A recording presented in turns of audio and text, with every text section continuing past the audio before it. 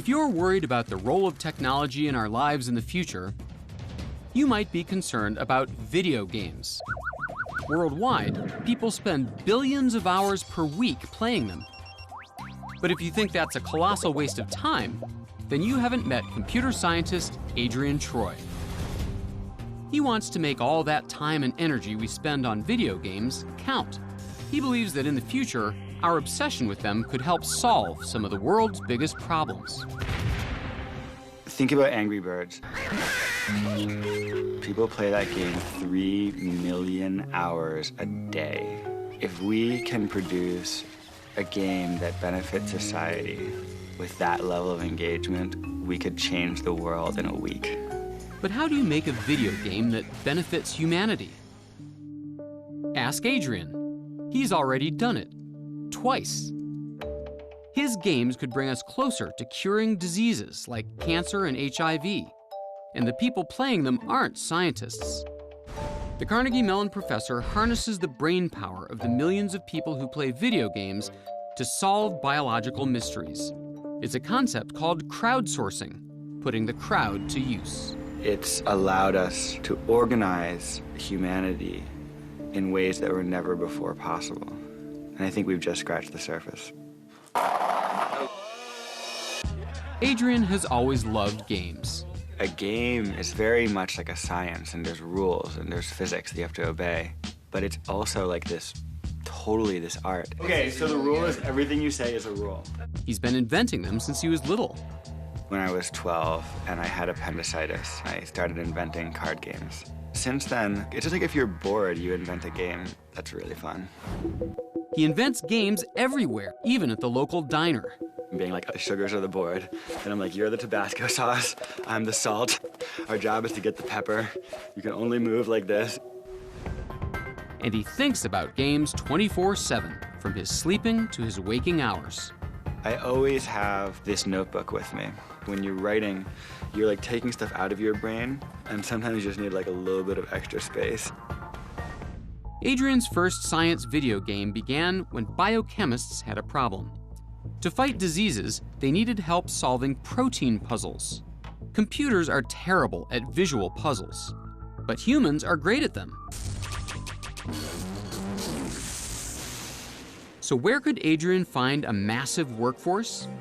What if he could get the millions of people playing video games to play a different kind of game? And that was the beginning of FoldIt. It's a 3D puzzle. Instead of birds and bombs, this game would be about protein folding. Proteins are molecules made up of long chains of amino acids. They're the workhorses of our cells, the machinery that keeps our body running. And they fold in thousands of different ways. It's like all the pieces of the protein locked together in this sort of puzzle, like Tetris. How they fold will change what they do in your body. Depending on how they fold, they can either form the fibers in your hair or the motors that run your muscles. A misfolded protein can help HIV replicate and cause diseases like cancer. But a well-folded one can help cure diseases. In the lab, scientists can make the long chains of amino acids, but when it comes to folding them up properly, they have trouble. And that's where people playing FoldIt come in. Fundamentally, FoldIt is a game where we use people to help us understand how to build these molecules to build next-generation cures. Adrien labored over how to get people to play, let alone understand, a game about protein folding. So how'd he do it? He made proteins a toy. So a game has rules, but a toy is just something you want to play with. Even if you didn't know the rules, you still want to just wiggle it around and see how it works. Just like a Rubik's Cube, you can twist and turn it. We see if they can intuit and fold a protein into that most stable shape just by looking at it and by thinking about it and by playing with it. Adrien hoped the crowd could solve protein puzzles, but would the crowd show up? On May 8, 2008, they released FoldIt to the world and waited. The servers crashed within like 24 hours.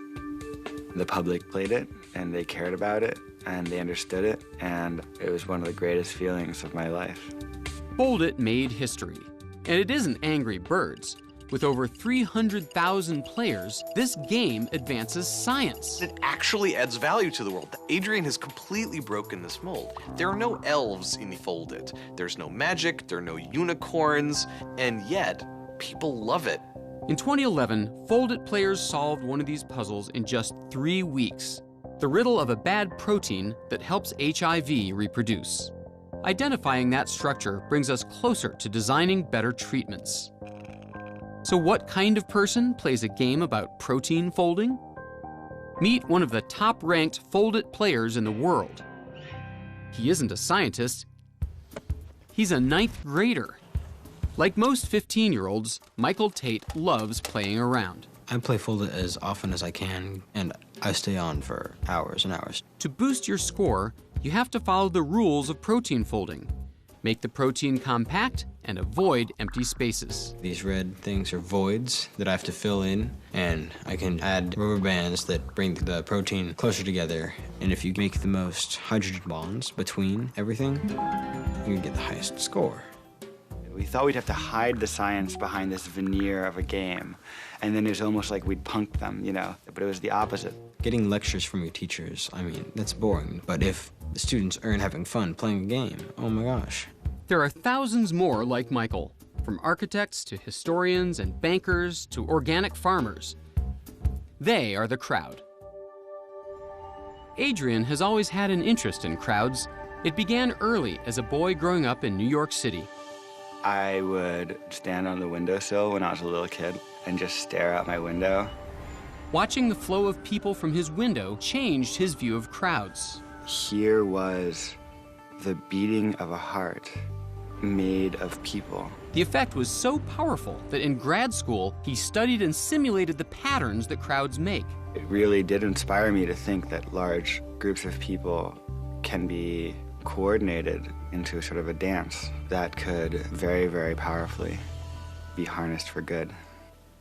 Adrien did that with FoldIt, but could he do it again? Biochemist Riju Das needed help with another puzzle, ribonucleic acid, or RNA. Once again, computers weren't able to solve the visual RNA folding puzzles. Riju thought people would be better and faster, and he knew exactly whom to call to assemble his workforce. Like proteins, RNA begins in a long chain. And then self-assemble into these beautiful, complex shapes, like snowflake-like patterns. Again, their shape determines what they do in our bodies, from forming the genetic code of some viruses to helping to create other molecules like proteins. So, if we can figure out how they're structured, we can fight diseases. Understanding how RNAs work is critical for understanding life and for defeating diseases like AIDS and influenza. With RNA, there was only one accurate way to tell if players assembled the puzzles properly: make the molecules in a real laboratory. And we realized, oh wow, that's the game.